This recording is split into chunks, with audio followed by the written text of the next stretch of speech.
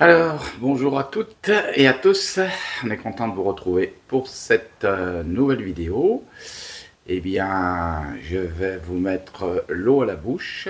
Je vous ai mis une petite vidéo d'un petit endroit que j'aime bien aller avec mon épouse quand on se promène dans notre village. Et puis, il y en a aussi, elle aimait bien les gâteaux de cet endroit. Voilà, on veut faire un gros coucou à Corinne, à aussi Françoise. Et puis merci pour vos gentilles cartes, pour tout ce que nous avez donné, envoyé. Voilà, ça fait plaisir, les gentils mots, les jolis commentaires. On voulait avoir une pensée pour Caroline qui souffre d'un cancer aussi. Et donc je pense que Cathy nous donnera des nouvelles. Voilà, pense toujours à Justine. J'espère que tu vas bien, Justine. Donne-nous des infos. Voilà, aussi Philippe qu'on aimerait bien voir, voilà, de la chaîne, je crois que c'est Vaincre le cancer. Voilà, on lui fait un gros coucou et puis on espère que dès qu'il sera en France, il prendra le temps de passer nous voir. On est au centre de la France, donc ça devrait le faire. Je vous laisse regarder un petit peu cette vidéo et puis bon visionnage. C'est bientôt les fêtes, je vous emmène avec moi, il y a un peu des voitures, mais regardez cette jolie façade. Comme c'est beau, c'est un chocolatier et pâtisserie. Et on va rentrer à l'intérieur, je vais vous faire voir, vous allez voir comme c'est joli. C'est le palais de la gourmandise. Les petits coffrets qui vont bien. Regardez comme c'est joli. Petite boule au chocolat de Noël. Et là, il y a des petits coffrets. Ça va être sympa aussi, en chocolat. Voilà. Il y a un petit chariot avec des bons chocolats. Sympa comme tout, la déco. Pareil. Là, c'est des chocolats fourrés, un petit peu à tout. Praliné amande, praliné ganache thé. Qu'est-ce qu'il y a aussi? Ganache verveine, praliné noix, cajou. Là, il y a des griottes. Griottes maison. Ça doit être bon ça. Je vous fais envie encore là. Regardez-moi ça. Noël au chocolat. Des petites pralines roses maison. Des meringues. De la guimauve au chocolat. Et ça s'appelle des orangettes, le chardon bleu. Bon ça. Ici on a des croquants pralines.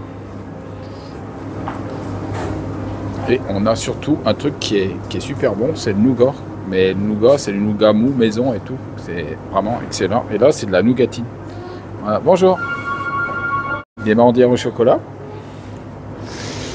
Là, des gaufrettes maison au chocolat. Ici, c'est des petites rondelles au chocolat aussi. Il y a 3 chocolats. Voilà. Des babas. Ici au rhum. Enfin, avec des trucs bons, quoi. J'adore, c'est ça, c'est de la guimauve maison. Elle est vraiment super bonne. Je crois qu'il y a vanille, fraise, et là, il y a mangue. Là, il y a des macarons. Alors, il y a tous les parfums. Regardez tout ce qu'il y a. Il y a toute la collection pour vous faire envie. Et là, il y a les super brioches au citron aussi. Sucettes pour les petits. Des biscuits à la cuillère. Et il y a de quoi se faire mal, hein. Et des langues de chat, bien sûr, pur beurre. Et là, on a les bûches. Des bûches déjà. Regardez ça, tout ce qu'il y a dedans.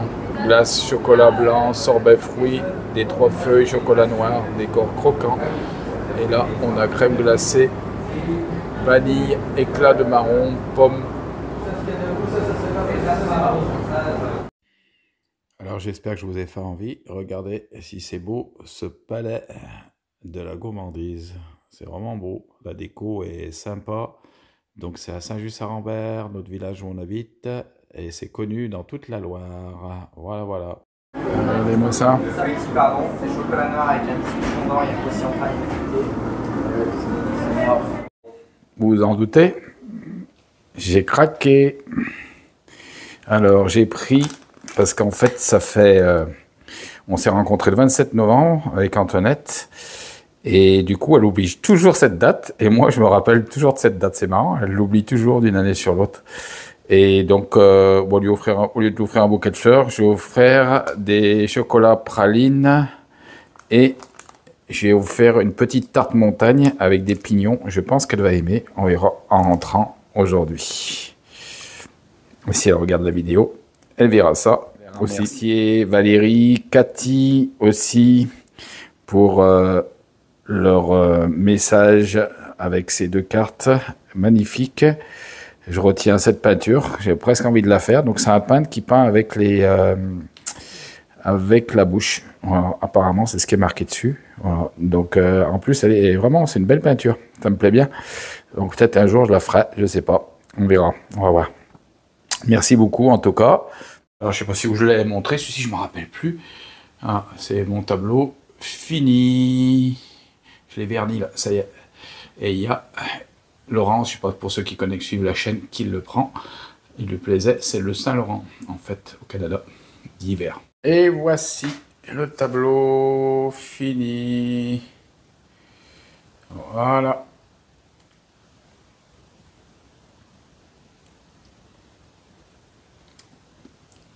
Je vous laisse apprécier les petits détails.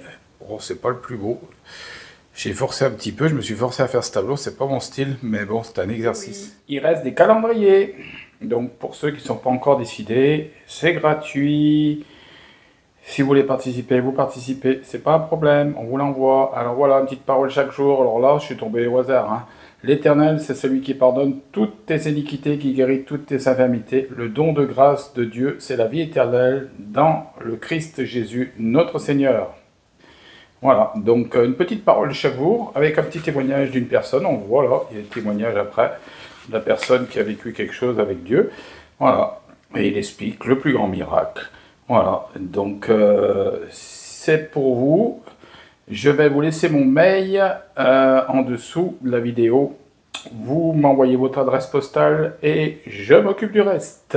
Il reste encore à peu près une 35 calendriers encore. Donc il y a encore le temps. Vous pouvez commander votre calendrier pour passer une excellente journée avant de partir au travail. Une petite parole pour vous qui vous réchauffera votre âme. Petits enfants qui viennent manger vendredi.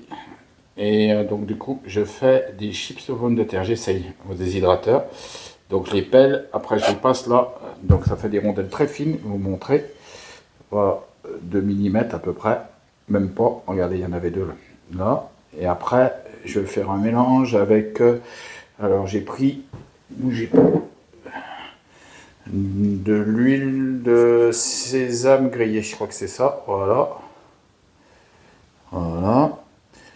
Et je vais en mettre un peu, mélanger avec un peu de sel et un peu de... Vous pouvez mettre un petit peu des piments aussi. Piment mais léger pour les enfants. Et puis après, on les mettra sur les plateaux déshydrateurs, puis on verra ce que ça donne demain. Voilà les plateaux, j'ai mis les rondelles que j'ai coupées. Là, j'ai mis un petit peu des épices à barbecue. C'est un truc que j'ai acheté. Ça s'appelle mélange pour grillade. Voilà. Donc... et puis j'en ai fait 3 comme ça, puis après tous les autres pour les petits, j'ai fait juste du sel et de l'huile de sésame grillée, voilà. Et je vais mettre en route pour 1 heure à 75 degrés et 8 heures à 45 degrés. Ben voilà, les chips qui sont prêts. Tac, regardez. Voilà, les enfants vont se régaler. Alors, voilà. Un petit pain à la machine à pain, pain de grand épeautre. Voilà, mais il est bien bon, on va se régaler. J'en fais un par semaine à peu près. Après on le coupe, on met au congélateur et on les reçoit au fur et à mesure. C'est bien pratique. Donc on a pu justement discuter avec une abonnée là, qui connaissait Fiona, qui avait téléphoné à Fiona aussi. Ça fait plaisir. Et donc, elle se posait des questions, elle me disait, mais comment ça se fait qu'il y a tant de gens malades et tout. Et c'est vrai que quand on regarde, les gens vivaient beaucoup plus longtemps quand on prend la parole de Dieu, la Bible. Elle explique que les gens vivaient beaucoup plus longtemps, mais que le péché, bien sûr, il s'est accru au fur et à mesure des générations. Et en même temps que le péché s'est accru, c'est-à-dire que le mal que les gens faisaient, tout en étant conscient de ce qu'il faisait, eh bien en fait c'est accru. Et on voit qu'on arrive dans des générations qui sont mauvaises, perverses, corrompues. Et si vous regardez comme exemple, il y a même 50 ans à l'arrière, mais on ne voyait pas toutes ces choses, ces atrocités. Je vois dans notre ville, là, cette semaine, il y a une personne qui a pris un couteau et qui a mis le couteau sur la gorge d'une mamie. Et il voulait faire un carnage, il voulait tuer les gens. Et donc, heureusement, la police est intervenue, il l'a abattu, il est mort. Mais voilà, des choses comme ça, tu te dis, mais ça, maintenant, ça devient monnaie courante. Mais quand on reprend la parole de Dieu, rien que Jésus, quand il est venu, il a dit que les gens seraient irreligieux, emportés, aimant le mal, et que le mal se rappelait bien, et le bien se rappelait mal. Il y aurait une confusion dans ce monde. Eh bien, c'est ce que l'ennemi de nos âmes essaye de faire, c'est mettre la confusion. Et donc, c'est pour ça que Dieu nous a laissé une parole, sa parole, pour justement nous éviter cette confusion, nous éclairer sur le bien, qu'est-ce qui est bien et qu'est-ce qui est mal, voilà, et éclairer notre conscience par sa présence, par son amour. Et donc, en discutant avec cette abonnée, elle se posait la question de dire, mais comment ça se fait qu'il y a tant de gens qui meurent de maladies? Mais oui, parce que les maladies s'accroissent, elles deviennent de plus en plus virulentes, et donc on arrive à la fin d'une certaine période de notre ère humaine sur Terre. On voit, il y aura des bruits de guerre, des nations s'élèveront contre d'autres nations, c'est ce que Jésus avait dit, il y aura des pestes, en le Covid, voilà, donc du coup, on voit que tout ce que Jésus a dit, c'est en train de s'accomplir, et en plus, on arrive à la fin des temps, ça s'amplifie, il y aura des tremblements de terre, il n'y a jamais eu autant de tremblements de terre, la terre, elle est ébranlée, sécheresse, vous voyez en Espagne les inondations, avec le nombre de morts que ça a fait, voilà, donc on voit que la terre est secouée de toutes parts, et qu'il y a un espoir, oui, il y a un espoir en Jésus-Christ. Mais comme je disais à cet abonné, il faut d'abord que nous, on le veuille. Et elle me disait, bah oui, mais moi je prie dans mon cœur. Ah ben j'ai dit non. J'ai dit, c'est sûr que Dieu voit tes pensées. Et il est capable de sonder, il sonde les cœurs et les reins.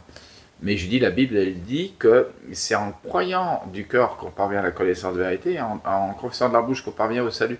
Donc, ça veut dire que ce que vous croyez dans votre cœur, il faut l'exprimer. Ce que je lui ai dit, mais Dieu ne fera jamais quelque chose sans que tu lui aies demandé de le faire. Et les gens croient que Dieu va leur apparaître, qu'ils vont guérir d'un coup comme ça. Non, non, non. C'est en fait une demande de ta part. Je lui ai dit, quand tu pries, et on a fait une prière ensemble, on a prié ensemble à haute voix, elle m'a dit, mais ça m'a fait du bien, je me sens bien. Mais j'ai dit oui, parce que tu as exprimé ce qu'il y a dans ton cœur à Dieu. Et Dieu attend que tu l'exprimes. Parce qu'il est un gentleman. Il ne fera jamais quelque chose sans que tu lui aies demandé de le faire. Donc, ce que je vous conseille, c'est de prier à haute voix. Si vous êtes seul, dans votre chambre, vous priez à haute voix et vous exprimez ce qu'il y a dans votre cœur qui ne va pas. Dites, Seigneur, Jésus-Christ, voilà, j'ai telle maladie, j'ai tel problème, je te demande ton intervention, je ne te connais pas, tout simplement. Vous pouvez dire, je n'ai pas de relation avec toi, je ne te connais pas, j'aimerais que tu te révèles à moi. Voilà, et ça, c'est le début d'une relation. Donc pour avoir une relation avec quelqu'un, il faut lui parler. Quand vous allez dans la rue, vous dites bonjour aux gens, c'est la même chose avec Dieu. Avec Dieu, il faut lui parler, il faut lui dire, j'ai telle chose dans ma vie, voilà, ça, ce point, je te l'amène parce que, tu vois, j'arrive pas à pardonner à telle personne, aide-moi à pardonner. Voilà, ou alors, ça peut être une addiction, voilà, ça peut être la cigarette, ça peut être l'alcool, ça peut être tout un tas de choses qui traînent dans notre monde, la pornographie, ça peut être toutes ces choses qui vous tiennent par des chaînes, voilà, et des chaînes invisibles, mais qui vous tiennent. Et donc, vous sentez lié, et à chaque fois que vous l'arrêtez, eh bien, en fait, vous êtes poussé à recommencer, et c'est votre cerveau qui redemande une poussée d'adrénaline, parce que donc, le cerveau, il produit plein de substances chimiques, et dont des endorphines, substances du bonheur, et on peut le produire, bien sûr, naturellement en faisant du sport, mais ça peut être aussi fait par des produits. Donc le corps, en fait, quand vous avez traversé une enfance qui est difficile, je parle pour ceux qui ont eu des parents déviants ou des parents qui ne se sont pas occupés d'eux, qui se sont trouvés délaissés, eh bien en fait, les gens qui n'ont pas eu de père ou qui n'ont pas eu de mère, qui n'ont pas eu de repère en fait, et ben en fait, ils sont beaucoup plus sensibles aux addictions que les autres. Voilà. Alors qu'une personne qui aurait eu une père et une mère équilibrés, qui les aura aimés, eh bien, sera moins sensible aux addictions. Voilà. Donc, c'est pour ça qu'on a besoin d'être libéré. Jésus a dit, vous me connaîtrez et je vous rendrai libre. Voilà. Donc, ça veut dire que quand on connaît Jésus, il nous rend libre. Moi, comme je l'ai dit une fois, j'ai été libéré de la cigarette instantanément. Une personne a prié pour moi, et même je ne voulais pas forcément arrêter, parce que je fumais des cigares, des petits cigares, des Davidoff pour ceux qui connaissent. Et au bout de 3 jours, dès qu'il avait prié, au bout de 3 jours, je me suis aperçu que je ne fumais plus, comme si jamais j'avais fumé ma vie. Et j'ai jamais touché une seule cigarette, j'ai été délivré de cette addiction. Et comme je le dis souvent, Dieu ne nous a pas fait qu'une cheminée sur la tête, mais Dieu nous a fait pour qu'on prenne soin de notre corps. Donc, si vous avez une addiction, eh bien, vous pouvez très bien crier à Jésus-Christ et dire, voilà, j'ai telle chose, j'arrive pas à m'en défaire depuis des années, parce que certainement c'est lié à une racine de quelque chose, parce que vous avez manqué d'amour, parce que vous avez, je ne sais pas, il y a eu une séparation, quelque chose avec un être cher, et ça a créé une addiction sur votre vie. Voilà. Eh bien, Jésus est venu pour vous rendre libre, pour vous donner la liberté. La religion, elle est faite pour vous mettre sous un joug, avec des traditions, des dogmes et des choses qu'on ne sait même pas à quoi ça sert. Mais quand vous vous adressez à Jésus, vous êtes adressé directement à lui. Et donc, il est dit, il n'y a qu'un seul nom dans le ciel qui nous a été donné, le nom de Jésus-Christ, par lequel on doit être sauvé. Donc, il n'y a qu'un endroit, à qu'un moment où on peut être sauvé, c'est par le nom de Jésus-Christ. Voilà. C'est la seule issue, la seule porte. Il dit, je suis la porte, il dit, je suis le chemin, la vérité, la vie. Mais il dit aussi que large et somptueuse, les portes qui mènent à la perdition, à la perte de votre âme, à l'enfermement. Voilà, parce que le mot enfer, ça vient d'enfermement. Donc les gens qui sont enfermés dans des dogmes, dans des religions, des philosophies, dans leur cerveau enfermé là-dedans.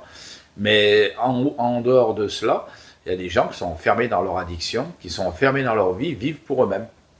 Eh bien, en fait, quand on prend l'exemple d'une ville que Dieu a visitée puissamment et a jugée, eh bien, en fait, cette ville, c'est Sodome et Gomorrhe. Et donc, malgré les atrocités, les impuretés qui s'y passaient au niveau sexuel, mais il y avait une autre chose, c'est que c'était des gens qui étaient riches dans cette ville. Il y avait que des riches pratiquement. Mais aussi, c'est qu'ils avaient des bourses apparemment, d'après les textes parallèles. Et dans ces bourses, ils mettaient de l'argent pour les pauvres. Alors on dit, bah, c'est super, ils pensaient aux pauvres. Sauf que c'était pour se moquer des pauvres, parce que l'argent qu'il y avait dans la bourse, en fait, ils ne pouvaient pas le gaspiller dans cette ville. Et les gens se moquaient des pauvres quand ils donnaient cet argent. C'était un petit peu comme si on leur donnait des tickets de Monopoly. Et donc, Dieu a patienté jusqu'au moment où il y a eu un jugement. Et donc, pour tout le monde, on passera devant un jugement. Et là, est-ce que tu me connais? Oui, Jésus. Eh bien, rentre dans la joie de ton maître. Mais si tu ne me connais pas du ton vivant, je parle de ton vivant, après il est trop tard. Hein. Donner à l'homme de mourir une fois, et après vient son jugement. Donc, du coup, après il sera trop tard. Voilà, donc c'est sur terre que nous devons nous préparer à notre rencontre avec le Christ. Voilà, d'abord sur terre et après dans le ciel. Et pour ceux qui ne connaissent pas Jésus, eh bien c'est un enfermement. C'est-à-dire que les gens seront enfermés, c'est ce que je disais à cet abonné, les gens seront enfermés dans leur façon de penser, dans ce qu'ils sont. Et ils auront la conscience qu'ils sont aimés eux-mêmes, qu'ils ont servi leur vie, au lieu de servir l'autre, au lieu d'aider l'autre, d'aider son prochain, au lieu d'aimer Jésus, parce que quand on aime Jésus, on a l'amour pour les autres, parce qu'en fait, ceux qui sont autour de nous, ben, Dieu les aime comme nous. Voilà. Il n'a pas de changement dans son amour, son amour, il n'y a pas de variation, on va dire. Voilà, ce que je voulais vous apporter aujourd'hui, cette petite parole qui peut vous réconforter. Je suis à votre disposition, si vous avez besoin qu'on prie pour vous. Il y a Marthe aussi qui doit m'appeler, j'attends. Il y avait d'autres personnes aussi qui m'avaient contacté et qui m'avaient dit qu'ils m'appelleraient. Bon, ils m'ont pas appelé, ou on s'est eu une fois et après, j'ai pas de nouvelles, donc j'aime bien avoir de vos nouvelles, c'est sympa.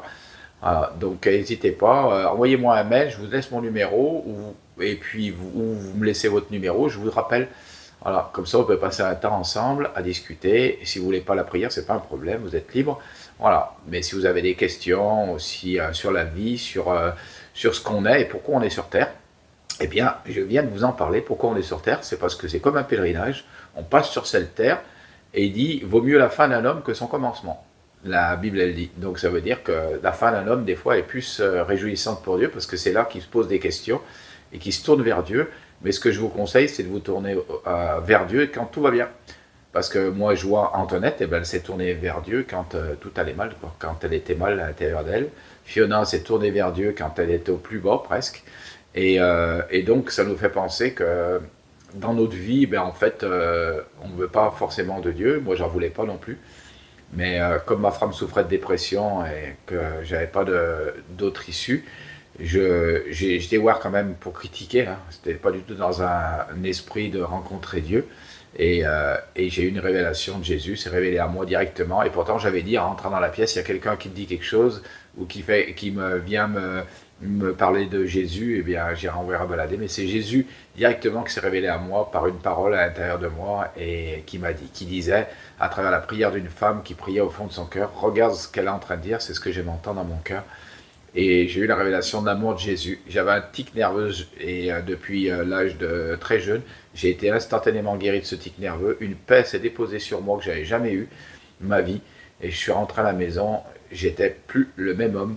Je voyais que avant je vivais pour moi-même, pour mes petites affaires, pour mon petit business. Et après, j'ai vu les autres autour de moi et j'ai dit Dieu les aime, il faut les sauver, il faut qu'ils soient sauvés. Voilà, ça a été vraiment une révélation pour moi que Jésus était non venu que pour moi, mais était venu pour tous ceux qui sont autour de moi et qu'il avait besoin de les sauver. Voilà, donc il se sert de nous sur cette chaîne pour vous aider, pour vous parler. Si vous passez par hasard sur cette chaîne, ce n'est pas le hasard, c'est parce que Jésus il avait une petite parole pour vous en dehors de toute religion. Vous pouvez le rencontrer, l'aimer et vous connecter avec d'autres personnes qui le connaissent. Voilà. Donc sur cette chaîne, c'est l'entraide, l'amour et puis la compréhension des choses pas qui sont matérielles dans notre vie, mais des choses immatérielles qu'on ne voit pas, mais pourtant qui sont si importantes. Parce qu'il me dit, l'homme ne vivra pas de pain seulement, mais de toute parole qui sort de la bouche de Dieu. Et d'ailleurs, à cette abonnée, elle m'a dit qu'elle n'avait pas de Bible. Et je lui ai dit, mais c'est impossible d'être chrétien, d'avoir rencontré le Christ sans avoir une Bible. Et donc, elle m'a dit, elle a accepté Jésus dans son cœur. On a prié ensemble. Elle m'a dit, ça m'a fait super du bien. Je lui ai dit, mais il faut continuer maintenant. C'est comme un feu de bois. Une fois qu'il est allumé, il faut mettre des bûches. Voilà. Chaque jour, il faut rajouter de la petite bûche. Lire sa parole, prier, invoquer l'Éternel. Voilà, je vous laisse sur ces entrefaits. À bientôt. Eh bien, merci d'avoir regardé cette vidéo. On vous fait plein de gros bisous et comme disait encore Fiona, ciao, ciao, ciao, ciao, ciao, ciao.